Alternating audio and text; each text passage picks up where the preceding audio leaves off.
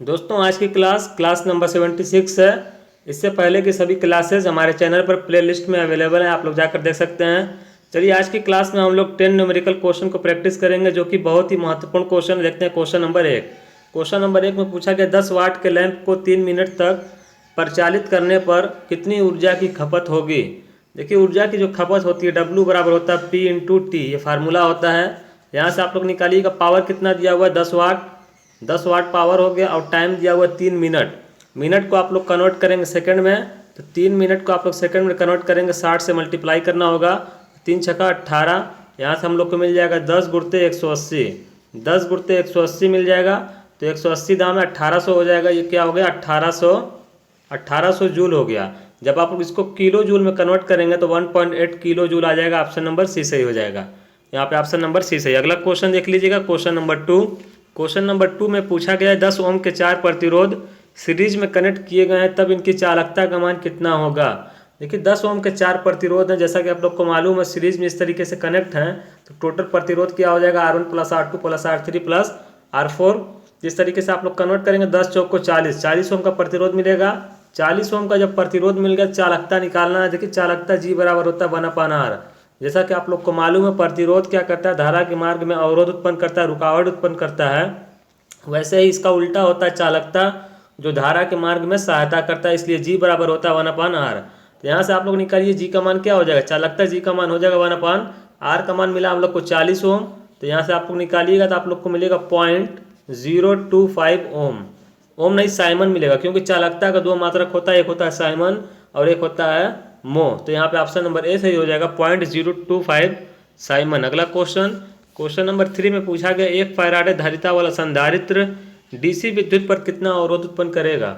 देखिए डीसी पर जो कैपेसिटर और इंडक्टर के द्वारा अवरोध उत्पन्न किया जाता है, इस पर क्वेश्चन आप लोग से पूछा जाता है। तो डीसी पर जो होता है, जैसे एक्सी होता है, एक होता है एक्सेल। एक्सेल क्या होता है, इंडक्टर के अक्रॉस जो हमारा इंडक्टिव रिएक्टेंस होता है उसको हम लोग एक्सेल बोलते हैं, और कैपेसिटर के अक्रॉस जो हमारा होता है एक्सी होता है, इसको हम लोग कैपेसिटिव रिएक्टेंस के नाम से जानते हैं। तो एक्सी का मान होता है, एक्सी बराबर होता है 1/2πfc, 1/2πfc। और एफ का मान डीसी पर कितना होता है। देखिए डीसी की बात किया तो डीसी का मान यहाँ पर हो जाएगा 0। डीसी पर जो आवृत्ति होती है वो होती है 0 हर्ट्ज। तो एफ का मान यहाँ पर 0 रखिएगा तो एक्सी का मान क्या आ जाएगा, अनंत आ जाएगा। तो यहाँ पे ऑप्शन नंबर डी सही हो जाएगा, अनंत ओम। अगला क्वेश्चन नंबर 4, C1 और C2 धारिता के दो संधारित्र समांतर क्रम में कनेक्ट हैं, तब कुल धारिता का मान कितना होगा। देखिए कैपेसिटर का जो कनेक्शन होता है इंडक्टर और रेजिस्टेंस से उल्टा होता है। जिस तरीके से हम लोग सीरीज कनेक्शन करते हैं इंडक्टर और रजिस्टर का, उसी तरीके से पैरेलल कनेक्शन होता है कैपेसिटर का। तो यहाँ पे C1 और C2 किसमें समांतर में है, तो हम लोग को मिल जाएगा option number A C1 + C2। अगला क्वेश्चन नंबर 5 में पूछा गया शुद्ध संधारित्र द्वारा शक्ति की खपत कितनी होगी। देखिए पावर कंजप्शन जो होता है, एक RLC जो परिपथ होता है, प्योर इंडक्टर और प्योर कैपेसिटर में जो पावर कंजप्शन होता है 0 होता है, और प्योर रजिस्टर में पावर कंजप्शन होता है। अब बात कर लेंगे कि प्योर इंडक्टर और प्योर कैपेसिटर में 0 क्यों होता है, क्योंकि आप लोग को मालूम होगा प्योर इंडक्टर और प्योर कैपेसिटर दोनों में 90 डिग्री का एंगल होता है, और पावर का फार्मूला होता है VI cos phi, VI cos phi। यहाँ से आप लोग cos 90 डिग्री का मान जब आप लोग देखेंगे 0 मिलता है, इसीलिए हम लोग को इंडक्टर और कैपेसिटर अगर प्योर होगा वहाँ पर कोई भी पावर का कंजप्शन नहीं होता है। अब बात कर लेंगे कि शुद्ध संधारित्र द्वारा शक्ति की खपत कितनी हो जाएगी, 0 हो जाएगी। ऑप्शन नंबर ए सही। अगला क्वेश्चन देख लीजिएगा, क्वेश्चन नंबर 6 में पूछा गया एक परिपथ का शक्ति गुणांक का मान 0.8 लैगिंग है और प्रतिबाधा का मान 10 ओम है, तब प्रतिरोध का मान कितना होगा। देखिए पावर फैक्टर या शक्ति गुणांक cos phi की जगह दे दिया है कितना, 0.8 दे दिया है, 0.8 लैगिंग। जैसा कि आप लोग को मालूम पावर फैक्टर का जो मान होता है वो 0 से लेकर 1 के बीच में होता है। यहाँ पर पावर फैक्टर दे दिया है 0.8 और प्रतिबाधा Z का मान दे दिया है कितना, 10 ओम। हम लोग को बताना है प्रतिरोध R का मान क्या हो जाएगा। देखिए एक फार्मूला आप लोग को याद होगा, इस पर हमने क्वेश्चन को प्रैक्टिस कराया था। cos phi बराबर होता है R/Z। क्या होता है, cos phi बराबर R/Z। cos phi का मान कितना दिया हुआ है, पावर फैक्टर का मान 0.8, यहाँ पर रख दीजिए 0.8 बराबर हो जाएगा R निकालना हम लोग को। Z का मान दिया हुआ प्रतिबाधा का मान 10 ओम, यहाँ से 10 से मल्टीप्लाई कर लीजिए तो R बराबर क्या हो जाएगा, 10 × 80 पॉइंट लगा हुआ है तो 8 आ जाएगा। कितना आ जाएगा, 8 आ जाएगा। ऑप्शन नंबर सी सही हो जाएगा, 8 ओम। अगला क्वेश्चन देख लीजिएगा, क्वेश्चन नंबर 7 में पूछा गया किसी आर्मेचर में 24 खांचे हैं और 4 पोल है, तब पोल पिच का मान क्या होगा। देखिए स्लॉट्स जो होते हैं, खांचे को हम लोग स्लॉट्स बोलते हैं, इसी में वाइंडिंग को स्थापित किया जाता है। तो 24 खांचे हैं और 4 पोल हैं, तब पोल पिच का मान क्या होगा। देखिए पोल पिच का फार्मूला होता है स्लॉट्स पर पोल। स्लॉट्स पर पोल को हम लोग पोल पिच के नाम से जानते हैं। अब बात कर लेंगे स्लॉट्स या खांचे कितने हैं, 24 हैं, और पोल्स की संख्या कितनी है, नंबर ऑफ पोल्स हैं 4। तो यहाँ पे 4 6 24, तो कुल मिला के ऑप्शन नंबर डी सही हो जाएगा। पोल पिच का मान कितना आ गया, 6, 4 6 24। अगला क्वेश्चन, क्वेश्चन नंबर 8, एक लैप बाउंड डीसी मशीन में आर्मेचर कॉइल की संख्या 32 है, तब कम्यूटेटर सेगमेंट की संख्या का मान कितना होगा। देखिए आप लोग देखेंगे इस तरीके से कम्यूटेटर के सेगमेंट्स कटे होते हैं, जैसे ये हमारे कम्यूटेटर के सेगमेंट्स हैं। क्वेश्चन ये पूछा जाता है जब आप लोग थ्योरी क्लास में पढ़ेंगे, तो इस तरीके से हम लोग कॉइल बनाते हैं, जितने सेगमेंट्स होते हैं उतना ही कॉइल्स भी होती है, इस तरीके से कनेक्ट होती हैं। तो आप लोग अगर गौर करेंगे, जितना हमारा नंबर ऑफ कंप्यूटर सेगमेंट्स है उतना ही नंबर ऑफ कॉइल्स भी होती है। देख लीजिए 1 2 3 4 5 6 7 8, 8 कॉइल्स बनी है। तो देखिए 1 2 3 4 5 6 7 8, 8 क्या हैं, हमारे सेगमेंट्स भी होते हैं।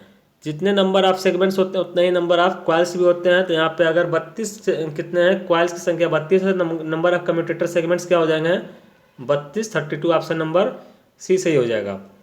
32 आया है, तो 32 देखिए एक परमाणु क्रमांक होता है जर्मेनियम का, आप लोग याद रखिएगा जर्मेनियम का परमाणु क्रमांक कितना होता है, 32। अगला क्वेश्चन देखिएगा, क्वेश्चन नंबर 9, एक 4 पोल 1500 आरपीएम वाली डीसी जनरेटर के आर्मेचर में प्रेरित ईएमएफ की आवृत्ति का मान कितना होगा। देखिए यहाँ पर क्वेश्चन जो आया है, ऐसे क्वेश्चन आप लोग के बहुत ज़्यादा पूछे जाते हैं। 4 पोल का जनरेटर है, उसमें आवृत्ति का मान निकालना, एफ बराबर होता है एन पी बटा में 120, एन पी बटा 120, क्योंकि आप लोग को मालूम है एन बराबर 120 से बाई पी होता है। तो यहाँ से आप लोग निकालिएगा, एन का मान कितना दिया हुआ है, 1500 आरपीएम पर मोटर चल रही है, जनरेटर है, और इसका जो पोल्स की संख्या है 4 है, हम लोग को निकालना है। यहाँ पे हो जाएगा 120, 4 3 12, यहाँ पे 30 बचेगा, 0 से 0 कैंसिल कर लीजिए, 3 5 15, 50 हर्ट्ज मिल जाएगा, आवृत्ति का मान मिल जाएगा 50 हर्ट्ज। ये जो हमारा जनरेटर था 50 हर्ट्ज की आवृत्ति मिल गई। अगला क्वेश्चन सिंक्रोनस जनरेटर का क्वेश्चन इसको मान सकते हैं। अगला क्वेश्चन देखिएगा, क्वेश्चन नंबर 10, डीसी मशीन में पोल्स की संख्या कितनी होने पर विद्युत डिग्री का मान यांत्रिक डिग्री के बराबर हो जाएगा। देखिए यांत्रिक डिग्री या मैकेनिकल डिग्री इसको बोलते हैं, और इलेक्ट्रिकल डिग्री इसको विद्युत डिग्री बोलते हैं। दोनों में एक फार्मूला होता है, रिलेशन होता है, दोनों में थीटा इलेक्ट्रिकल का मान होता है P/2 थीटा मैकेनिकल, ये फार्मूला होता है। अब इस फार्मूले से आप लोग हल कर लीजिए, मैकेनिकल डिग्री ये, इलेक्ट्रिकल डिग्री ये है। आप लोग को बताना ये है कि कितना हम लोग नंबर ऑफ पोल्स रखें। देखिए पोल्स की संख्या कितना रख दें कि विद्युत डिग्री का मान यांत्रिक डिग्री के बराबर हो जाए। अगर आप लोग देखेंगे थीटा इलेक्ट्रिकल और थीटा मैकेनिकल दोनों को हम लोग को इक्वल करना है। अगर हम लोग पोल्स की संख्या 2 रख देंगे, देखिए 2 से 2 कैंसिल हो जाएगा, थीटा इलेक्ट्रिकल का मान मिल जाएगा कितना, थीटा मैकेनिकल के। तो यही क्वेश्चन में पूछा गया, तो ऑप्शन नंबर बी सही हो जाएगा 2। अगर हम लोग पोल्स की संख्या 2 रखेंगे डीसी मशीन में, तो इलेक्ट्रिकल डिग्री और मैकेनिकल डिग्री दोनों बराबर मिलती है। तो दोस्तों आज की क्लास में इतना ही। कुछ इंपॉर्टेंट क्वेश्चन की प्रैक्टिस हम लोगों ने किया है, जैसे क्वेश्चन आप लोग के एग्जामिनेशन में पूछे जाते हैं। दोस्तों इसी तरीके से क्लासेस हमारे चैनल पर ली जाती हैं। अगर क्लास पसंद आई हो दोस्तों, तो हमारे चैनल को सब्सक्राइब जरूर कर लीजिएगा। फिर मिलेंगे अगली क्लास में। आप लोग का बहुत बहुत धन्यवाद।